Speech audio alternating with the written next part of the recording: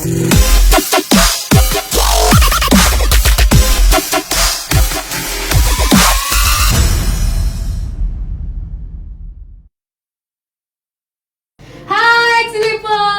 back with me, Viola Erna yang bakal nemenin kamu selama podcast ini berlangsung. So, jadi hari ini kita akan membahas nih mengenai skripsi, karena pada saat ini tuh lagi musim bulan-bulannya teman-teman yang skripsi ya, yang mungkin udah semester tua ya. Jadi di sini Vio sudah mengundang beberapa bintang tamu yang tentunya sudah handal di bidangnya masing-masing. Jadi yang pertama, di sebelah sana ada ibu yang paling cantik. Beliau merupakan Akaprodi dari Sistem Informasi Akuntansi. Beliau bernama Ibu Igusti Agung Pramesti Dwi Putri SEMSI. Halo Ibu. Halo Rio. Selamat siang Ibu. Siang. Dan di sebelahnya Ibu ada Bapak yang paling ganteng tengah-tengah kita ya. Siapa lagi kalau bukan Bapak Ana Agung Gede Adi Mega Putra SOS HMPD dengan jabatan Bapak sebagai Kepala BAK. Halo Pak, selamat siang. Halo, siang. Bapak kayak agak tegang ya, kita napas dulu pelan-pelan ya. Iya. Dan di sebelah kiri Vio ada kakak yang paling cantik, ada Kak Mega. Halo Kak. Kakak merupakan mahasiswa angkatan tahun 2017 ya Kak ya, kalau nggak salah. Dan sudah menyelesaikan skripsi tahun ini dan tinggal menunggu wisuda Kak. Betul, wah congratulations buat Kak Mega ya. Oke, tapi sebelum itu juga saya ingin kasih sedikit informasi nih buat teman-teman yang ada di rumah mengenai skripsi. Jadi skripsi adalah salah satu karya tulis ya Bu ya, yang merupakan paparan tulisan hasil penelitian yang membahas suatu masalah dalam bidang ilmu tertentu dengan menggunakan kaidah-kaidah yang telah berlaku dalam bidang ilmu tersebut. Nah, skripsi juga di akhir ini merupakan syarat yang harus ditempuh mahasiswa untuk memperoleh gelar strata 1 atau S1. Dan sebelum mengambil skripsi juga, mahasiswa wajib menempuh proposal terlebih dahulu. Namun pada praktiknya terdapat kendala yang berbeda-beda nih, yang mungkin nanti bisa di-sharing sama Kak Mega ya, kendalanya apa aja dan harus dihadapi mahasiswa. Guna untuk meringankan kendala tersebut, kita akan membahas nih mengenai kendala dan solusi yang akan dibahas oleh kita berempat di sini. Ada Bapak dan Ibu yang cantik serta Kak Mega. Oke, gimana Bapak Ibu sudah siap nih? Yuk tanya-tanya. Kita napas dulu ya supaya nggak tegang ya. Ibu dari tadi, aduh gitu Ibu ya. Oke, jadi pertanyaannya gampang sekali Bapak Ibu, nanti mohon dibantu untuk dijawab supaya teman-teman yang ada di rumah tahu nih gimana sih cara menyelesaikan dan melaksanakan skripsi yang baik dan benar. Oke, langsung saja untuk pertanyaan pertama, Vio serahkan untuk Bapak dan Ibu. Vio tujukan kepada Pak Agung D, Dwi Pramesti dan Kak Mega. Jadi pertanyaannya adalah bagaimana cara mengatasi kendala apabila mahasiswa kesusahan nih dalam memanajemen waktu, misalnya penyusunan proposal dan skripsi sambil bekerja, kemudian ditambah lagi dengan mengerjakan tugas mata kuliah dan ikut program MBKM. Oke, Bapak Ibu sudah tahu jawabannya? Kayak pertanyaan kuis banget ya. Ya, kuis banget Bu ya. Kalau di sini kalau nggak kuis nggak seru gitu Bu ya. Harus ada gregetnya gitu. Oke, mungkin dari Ibu dulu bisa dijawab. Oke, jadi masalah manajemen waktu ya. Jadi sebenarnya ini nggak cuma jadi permasalahan untuk mahasiswa yang menempuh skripsi aja. Jadi sebenarnya saya pun memanajemen waktu itu memang jadi sebuah tantangan tersendiri, karena satu harinya kita cuma boleh punya 24 jam gitu kan. Nah, jadi kalau dari pengalaman saya sendiri kalau terkait dengan manajemen waktu itu biasanya saya suka bikin tuh to-do list gitu loh Vio. Jadi misalnya hari ini schedule-nya apa nih, mau buat apa, misalnya kita mau skripsinya mau kerjain yang bab berapa. Itu biasanya saya suka list dulu nih. Jadi jadi saya udah ada guide-nya nih. Jadi nanti nggak ada yang terlewat antara satu pekerjaan atau pekerjaan lainnya. Itu sih cara paling simpel kali ya, yang paling gampang yang bisa kita lakukan untuk memanajemen 24 jam kita gitu sih. Seandainya 24 jam bisa lebih baik yang kita kerjain ya Bu ya. Iya gitu sih. Mungkin karena satu hari itu juga teman-teman mahasiswa mungkin banyak yang dikerjakan juga Bu ya. Jadi satu hari itu kayak kurang gitu rasanya ya, kayak bakso kurang kecap gitu ya. Nggak nendang gitu ya. Nggak nendang, kurang afdol gitu loh. Oke, mungkin dari Pak Agung sendiri gimana ya Pak? Manajemen waktu nih. Ya, betul sekali ya tadi yang disampaikan sama Bu Pramesti. Jadi kalau di komisi ya sebenarnya itu kan kita sudah sediakan juga yang namanya timeline gitu. Nah jadi teman-teman mahasiswa sebenarnya sudah ditarget. Jadi kapan sih harus daftar, kapan harus melakukan bimbingan, itu sudah ada jadwalnya dan itu sudah teratur. Nah mungkin saran saya adalah mahasiswa itu jangan sampai overtime gitu ya. Jadi kita punya timeline besar, kemudian teman-teman juga nanti silahkan bikin timeline sendiri gitu. Sehingga bisa di manajemen antara kapan sih sibuk bekerja, kemudian kapan harus mengerjakan yang namanya skripsi kan seperti itu. Nah jadi kalau pengalaman saya dulu waktu S2 juga sama ya. Saya nyusun skripsi barengan juga dengan bekerja. Nah di sana kendalanya memang di waktu. Jadi ketika misalnya di tempat bekerja itu kita kan punya target. Nah jadi ketika target itu sudah selesai, nah kita bisa mengerjakan hal-hal lain termasuk skripsi ini gitu. Sehingga saran saya jangan mengerjakan satu hal dari pagi sampai malam itu aja gitu. Jadi luangkan waktunya paling tidak ya 1 jam atau 30 menit gitu ya untuk mengerjakan skripsinya biar jalan. Karena kalau misalnya dari pagi sampai malam misalnya main game itu kan kasihan kebuang-buang ya. Atau sibuk kerja ngurusin ini aja kan jadinya nanti tidak bisa selesai tepat waktu. Itu sih menurut saya kendala yang paling sering dihadapi oleh mahasiswa. Iya. Mungkin karena kalau misalnya dari pagi sampai malam ngurusin skripsi juga nggak baik ya Pak ya. Baik juga. Jadi harus ada seling-seling waktunya nih biar nggak stres, karena kebanyakan mahasiswa juga mungkin yang karena saking giatnya mengerjakan skripsi sampai overtime ya Pak ya ngerjainnya, jatuhnya stres gitu Pak ya. Iya betul. Jadi mungkin teman-teman di rumah bisa atur nih dengan timeline masing-masing dan juga disesuaikan dengan timeline yang akan disediakan oleh komisi juga ya Pak ya. Betul. Oke. Dan kalau menurut Kak Mega sendiri gimana ya Kak? Ya, jadi menyambung dari Bu Prames dan Pak Gumde, kayak kita membuat list dan ada timeline dari kampus. Karena kan kita pada saat penyusunan kayak terlalu banyak dipikirkan tapi tidak dikerjakan gitu. Itu sering terjadi. Ya, sering terjadi itu. Mohon maaf saya juga.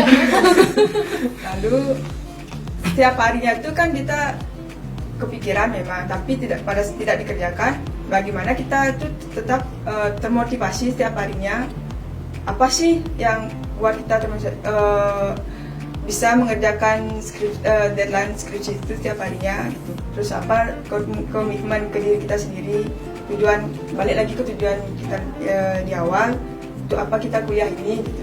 Kalau nggak untuk diri kita sendiri gitu. Contoh saya sendiri, saya memotivasi diri saya itu ya dengan lihat orang tua saya dibiayai orang tua, jadi saya lihat sana perjuangan orang tua saya di mana membiayai saya sampai akhirnya saya bisa sampai saat ini. Gitu sih.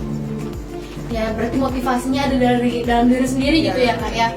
Oke, terus kalau misalnya untuk pengerjaan skripsi sendiri tuh berapa lama ya Kak? Kalau untuk Kakak sendiri nih, apakah waktunya sampai bertahun-tahun gitu atau cuma berapa hari ya kan? Bapak Ibu kok ketawa ya? Dia sudah tahu. Berapa kalau Kakak sendiri berapa lama mengerjakan skripsi? Jujur saya terlambat memang. Teman-teman angkatan kemarin sudah pada wisuda. Saya masih semester 10 sekarang.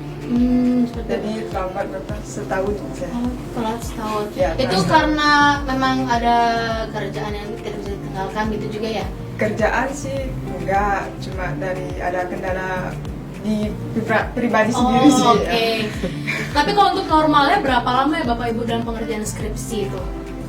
Nah, kalau untuk normalnya ya, jadi proposal itu biasanya ditempuh selama 1 semester. Oh, proposal Gitu. 1 semester, Nah, berarti 6 skripsi bulan. juga 1 semester. Jadi sekitar 2 semester, 1 tahun untuk ngambil proposal sama skripsi.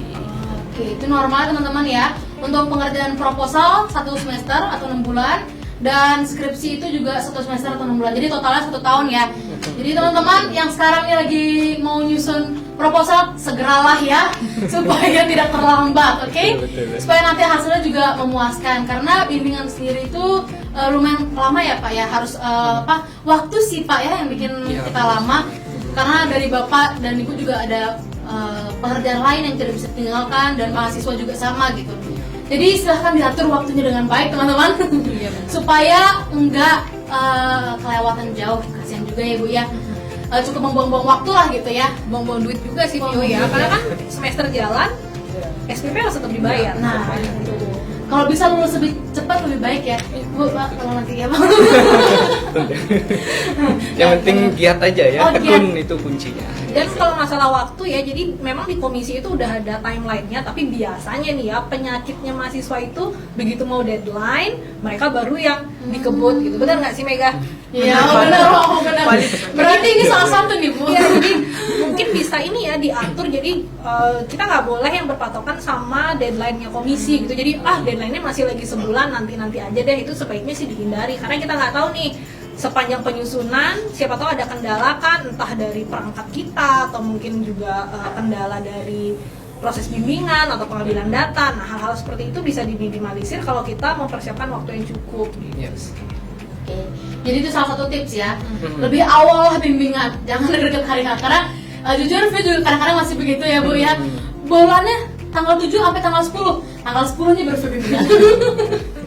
Ya, jadi jangan ditiru ya. Ya, Jadi nggak boleh silahkan gitu ya. kalau memang udah jadwal bimbingan, segeralah supaya nanti pas sudah deadline-nya nggak semua baru datang. Ibu bapak semua bimbingan, bapak ibunya udah nggak bisa ngantri gitu ya.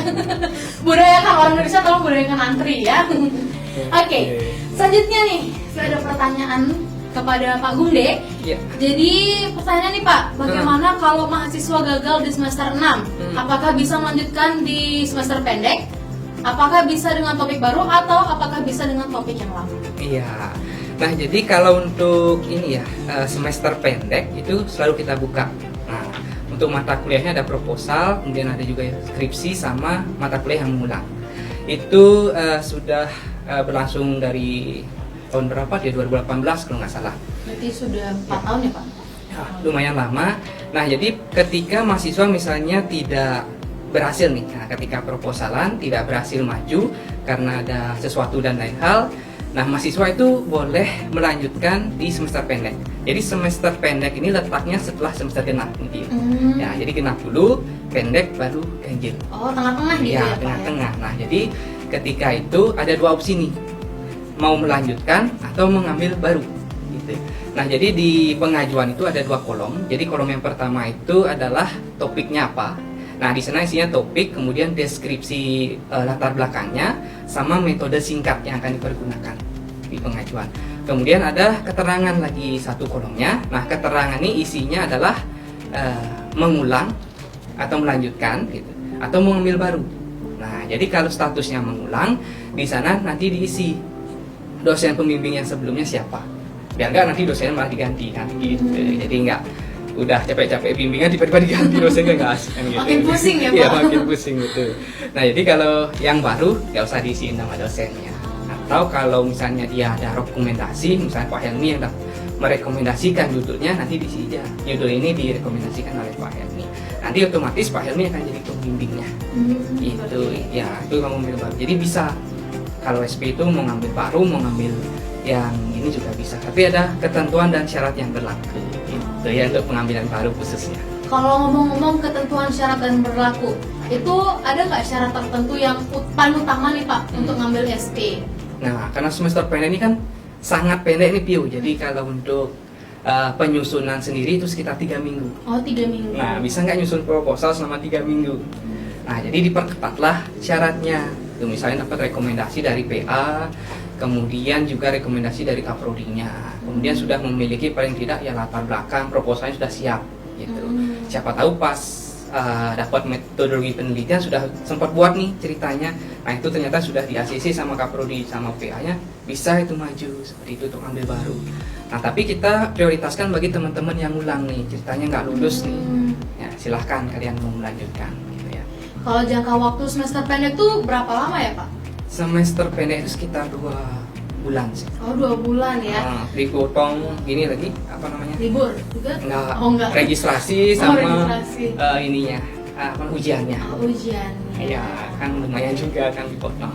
Berarti semester pendek itu untuk menggantikan semester yang sebelumnya yang gagal itu ya Pak ya? Semesternya sebelumnya. Oke, jadi teman-teman sudah bisa ditanggapi yang mau ngambil semester pendek itu syaratnya dari Bapak. Kemudian jangka waktunya juga 2 bulan kurang lebih ya Pak ya.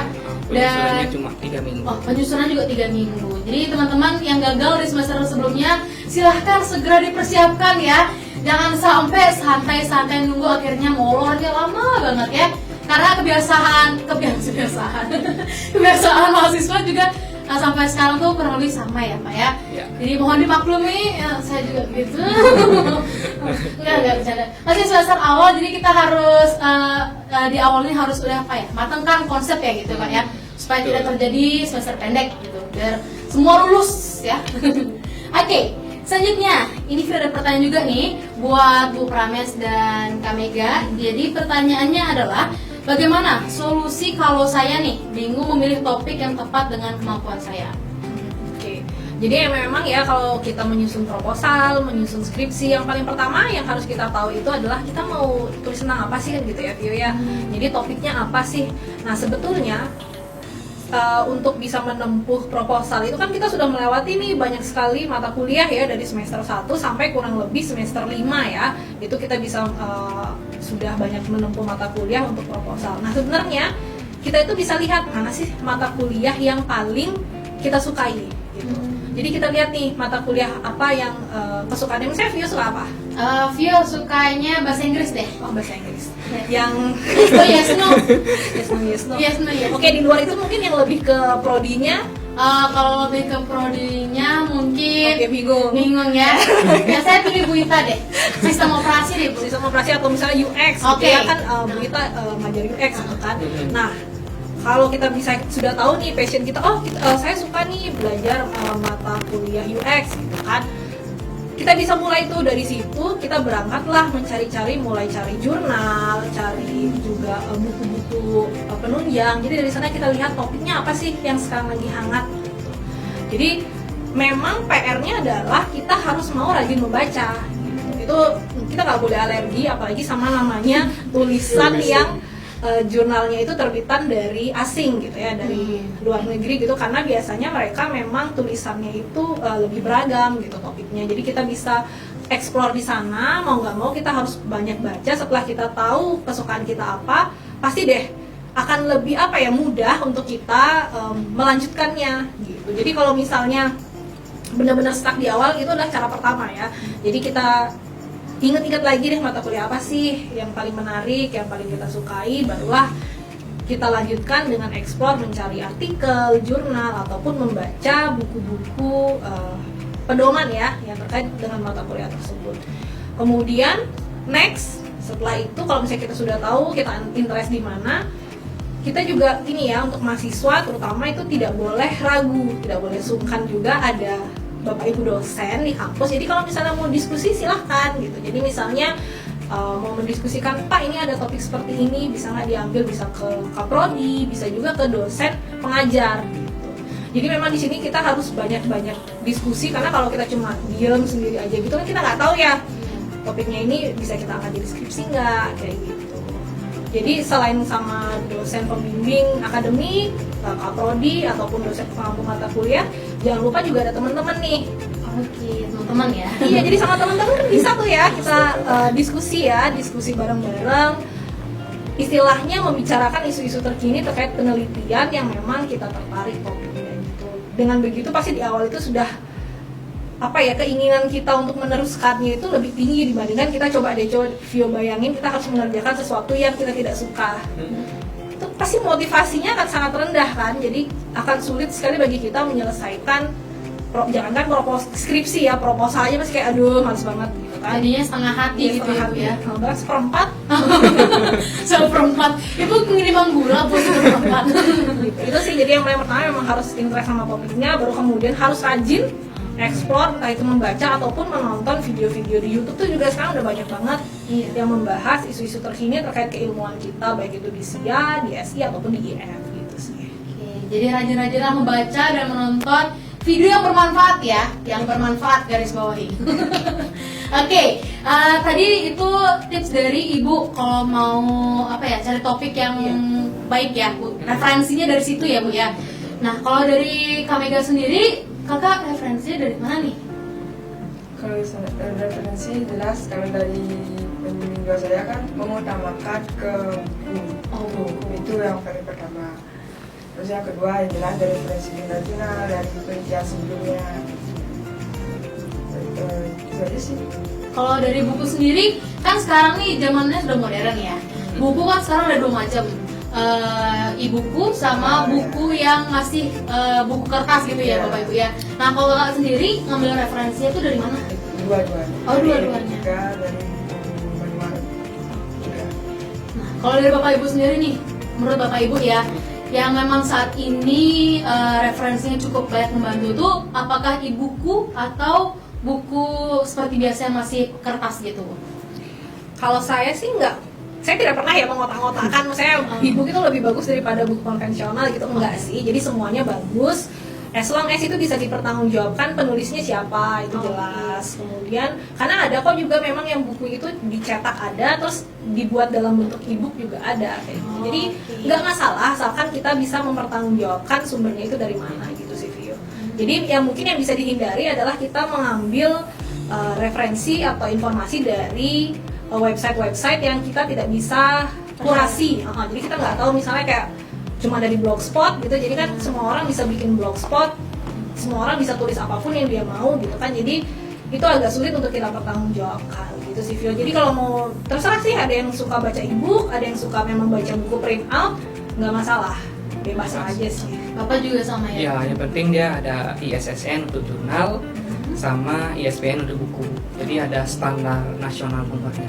Oke. Gitu. Itu ada Yang ya. penting nggak ada masalah. syarat standar nasional nomornya ya Pak ya. Ya.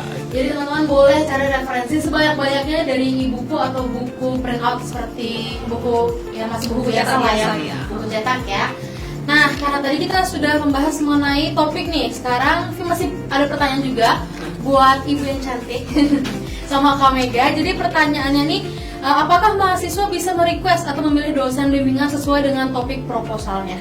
Mungkin dari Ibu dulu deh. Kalau pembimbing ya, biasanya sih kalau untuk prosedurnya mungkin saya ceritakan sedikit dulu. Jadi mahasiswa itu dia harus menginput di sistem kita ya Pak Bung ya. Jadi di Priska, jadi di input di sana mengajukan topik kepada Kaprodi gitu. Nah, apakah bisa nge-request pembimbing atau tidak itu sebenarnya dipersilahkan. Yang penting memang topiknya itu memang sudah pernah didiskusikan sebelumnya ke dosen pembimbing yang bersangkutan dan memang sudah ada pembicaraan gitulah sebelumnya. Jadi memang atau ada ide, itu ide dari dosennya yang memang diteruskan ke mahasiswa gitu. Jadi kalau misalnya sudah ada diskusi sebelumnya itu mau dilanjutkan lagi ke proposal itu silahkan. Tapi kalaupun misalnya itu memang ide sendiri, belum ada diskusi dengan dosen lain, nanti jangan khawatir, jangan gundah ya. Jadi nanti Bapak Ibu Kaprodi yang akan memilihkan gitu dosen pembimbingnya, karena sebenarnya sih kita tidak bisa sembarangan ya Vio ya. Kalau untuk menentukan dosen pembimbing kita harus lihat linearitas ilmunya dulu, cocok tidak sih gitu dosen yang bersangkutan membimbing dengan topik ini. Kemudian dari sisi kuota juga gitu ya, karena dosen juga manusia ya Vio ya. Itu agak berat ya, dosen juga manusia ya. Ya, jadi kan agak berat ya kalau misalnya tidak ada kuotanya itu kan bisa kewalahan. Jadi memang setiap dosen itu ada kuotanya tersendiri, ada jumlah maksimalnya mahasiswa yang bisa dijadikan pembimbing. Kalau jumlah kuota sendiri normalnya berapa ya? Standarnya Maksimal 10 ya Pak ya. Ya, satu kalau untuk- dosen 10 mahasiswa. Ya, untuk pembimbing 1 10. Kalau pembimbing 2 masih dibebaskan karena kan kalau tugasnya lebih ini lah. Sedikit lebih relax. ringan gitu ya. Lebih ringan lah. Nah kalau dari Kak Mega sendiri gimana? Kalau waktu kemarin pada saat penyusunan sih memang sempat ada perubahan di dosen pembimbing gua saya.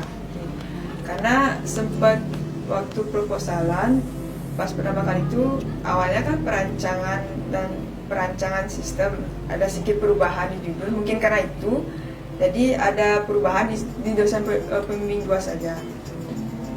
Tapi itu maksudnya nggak ada rekomendasi pengen sama dosen ini dibimbing, nggak, cuma mengikuti alur aja. Kalau memang diubah mungkin sesuai dengan topik yang keangkat ya mengikuti saja. Nih Bu, kalau misalnya Bu ya, nih Vio ditunjuk sama dosen A, tapi seiring berjalannya waktu Vio nggak cocok sama dosen A karena Vio merasa dosen A kurang bisa membantu Vio gitu lah Bu ya. Apakah itu bisa diganti atau kita harus melapor ke Kaprodi dulu masalah kita apa atau seperti apa Bu ya? Oke, Oke, jadi masalah penggantian pembimbing ini juga bukan yang sembarangan langsung bisa diganti gitu ya Vio ya. Jadi Bapak udah ketawa berarti ini ada sesuatu ya. maksudnya kita harus lihat dari segala sisi dulu nih. Vio nggak cocok kenapa nih? Jangan ada permasalahan di mana? Apakah memang ternyata dari segi keilmuan yang tidak cocok atau bagaimana gitu sih Vio. Jadi itu bisa didiskusikan dulu, jadi nggak yang asal diganti gitu. Ya harus dilihat dulu ya masalahnya apa, ditelusuri dulu Bu ya. Iya. Kayak ini, kayak apa, spy apa ya, mata-mata ya, bukan ya? Oh iya udah, nggak lucu katanya. Oke, lanjut lagi nih, Vio ada pertanyaan lagi buat ibu yang cantik dan kakak yang cantik di sebelah kiri Vio. Jadi pertanyaannya, bagaimana caranya kalau mahasiswa mengalami stuck pada penyusunan proposal dan skripsinya? Wah berat nih. Kalau udah stuck kita harus gimana Bu? Kalau saya ya tidur. Bangun Ketawa tidur. berarti nggak bener nih. Bangun tidur langsung dapat insight Oh gitu ya. iya gitu ya Pak. Mungkin dari Ibu gimana? Kalau stuck ya, oke. Mungkin apa ya? Diskusi adalah kunci Vio. Diskusi. Jadi kalau kamu stuck di satu tempat itu, kita nggak boleh yang pusing-pusing sendiri, menyimpan semuanya sendiri gitu. Nah itulah tugas dari dosen pembimbing. Jadi mahasiswa itu sangat diperbolehkan untuk berdiskusi dengan dosen pembimbingnya gitu. Jadi permasalahannya ada di mana, stucknya ada di sebelah mana, mungkin dari pengumpulan datanya kah atau pengolahannya. Jadi nanti bersama-sama deh dicari jalan keluarnya seperti apa gitu. Terus kalau misalnya rada gimana gitu ya, kalau misalnya agak sungkan misalnya sama dosen pembimbingnya, misalnya bisa diskusi juga sama teman-temannya dulu gitu. Itu juga banyak kok yang kayak gitu mahasiswa, jadi mereka yang mengambil topik yang sama, biasanya mereka berdiskusi secara kelompok gitu. Misalnya dari pengolahan data, ini gimana ya caranya, kayak gitu. Kalau memang sudah benar-benar sama-sama nyangkut nih semuanya, silahkan ke dosen pembimbing, itu sangat diperbolehkan sih. Itu adalah jalan ninja. Jadi jalan keluarnya di situ. Oh gitu. Biasa orang jalan ninja kabur atau tidur, ini kita harus diskusi ya. Oh iya, nggak boleh kabur ya, nggak boleh ya, jangan kabur. Banyak kan yang kabur Bu. Kakak misalnya nih udah nggak kuat ya, udah stres, taruh kabur kamar mandi Bu. Cuci muka gitu kan Bu, lebih relax ya. Kalau dari Kak Mega sendiri gimana nih? Mungkin Kak Mega sudah merasakan.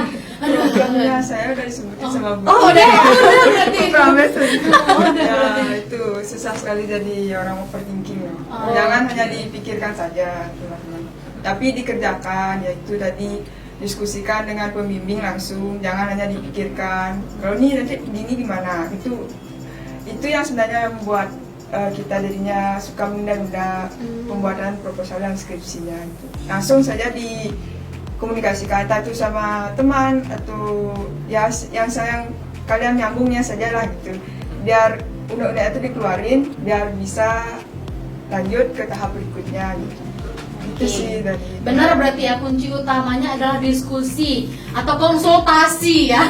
Dosen pembimbing itu ada dua loh, Vio. Oh, ada dua ya? Jadi dosen pembimbing itu ada dua, jadi silahkan ya untuk di... Kok ada dua Bu? Apakah ada bagian masing-masing? Ada dosen pembimbing 1 sama dosen pembimbing 2. Mungkin Pak Hunde bisa jelasin tuh bedanya dosen pembimbing 1 sama dosen pembimbing 2. Nah kalau dari segi ini ya, pembimbing itu sebenarnya ada tupoksinya nih Vio. Gitu. Jadi kalau untuk pembimbing 1 itu memang fokus dia adalah di materi konten, isi. Oh, isinya, Gitu, isi ya. dari skripsi atau proposal itu.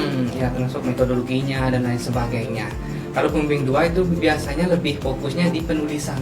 Oh, cara penulisan yang benar. Nah, Baik, ya. nah kadang-kala banyak mahasiswa yang nulis saja salah. Gitu. Oh, Itu banyak sekali ya.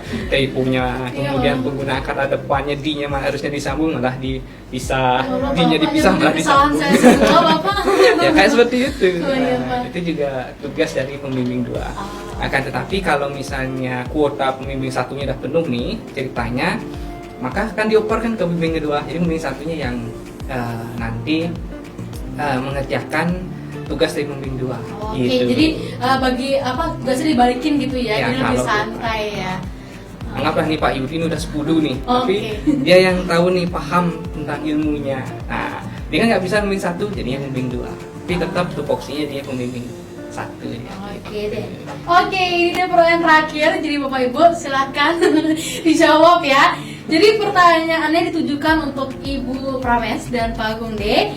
Pertanyaannya adalah bagaimana cara menghadapi instruksi dosen pembimbing 1 dan pembimbing 2 yang bertentangan, berbeda pendapat berarti ya. Oke. Mungkin dari Ibu dulu. Silakan. Oke, jadi tadi sudah dijelaskan ya, masing-masing pembimbing itu memiliki tupoksinya masing-masing yang tidak jarang kadangkala juga punya pendapat yang berbeda. Tapi yang perlu diingat dulu Vio di awal, perbedaan pendapat baik itu bagi dosen pembimbing 1 maupun dosen pembimbing 2 itu semuanya pasti ada dasarnya gitu. Jadi semuanya itu pasti sudah berdasarkan ilmu, berdasarkan bacaan yang ada atau penelitian-penelitian sebelumnya, dan semua itu pasti maksudnya itu baik gitu.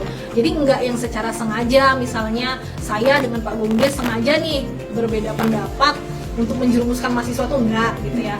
Jadi bagaimana caranya ya itu lagi balik lagi kita harus mendiskusikannya gitu. Jadi siapa tahu memang kedua pendapat ini benar dan bisa dikolaborasikan seperti itu. Jadi bisa didiskusikan dulu kepada pembimbing 2, kemudian dilanjutkan ke dosen pembimbing 1, atau mungkin secara bersama-sama menyelesaikannya. Mana nih jalan tengahnya yang bagus, yang paling terbaik gitulah ya. Jadi yang penting kuncinya adalah tidak ada dosen yang secara sengaja ingin menjerumuskan mahasiswanya, tuh nggak ada sih. Tapi memang nggak bisa dipungkirin juga Bu ya, mungkin dari dosen A dan dosen B ada sedikit gesekan mengenai pendapat dari suatu masalah tersebut, tapi harus tetap didiskusikan kuncinya Bu ya. Kuncinya dari Ibu dari tadi harus diskusi ya. Iya betul, penting banget itu diskusi Bu ya. Oke, kalau dari Pak Bumdes sendiri gimana Pak? Ya sama aja sih sebenarnya. Poin terpentingnya adalah komunikasi. Ya, jadi ketika dua belah pihak ini bertentangan, jadi harus dikomunikasikan. Pak, dari pembimbing 2 saya seperti ini, gitu. Nanti pembimbing 2 juga sama. Pak, untuk dari pembimbing 1 saya seperti ini. Apakah yang mana yang terbaik? Gitu kan? Misalnya ini sudah didiskusikan, kemudian mentok, barulah cari orang yang berikutnya. Jadi ya, istilahnya orang ketiga lah. Jadi masuklah penengah di sini. Nah, penengahnya itu nanti bisa dari Kaprodi atau dari komisi, gitu disesuaikan aja. Biasanya kalau komisi ya kita jadi ini ya jembatan gitu, menghubungkan kedua dosen ini, kenapa nih kok bisa bertentangan seperti itu. Nah jadi sama juga Kaprodi ya seperti itu.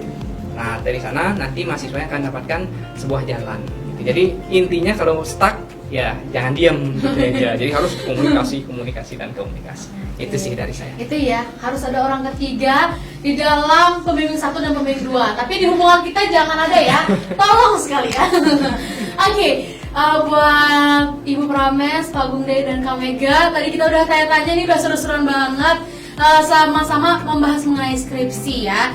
Jadi itu tips buat teman-teman. Tadi banyak sekali tips yang diberikan. Silahkan digunakan dengan baik tipsnya. Atau mungkin ada yang kurang jelas, nanti bisa langsung ke ruangan Bapak Ibu ya.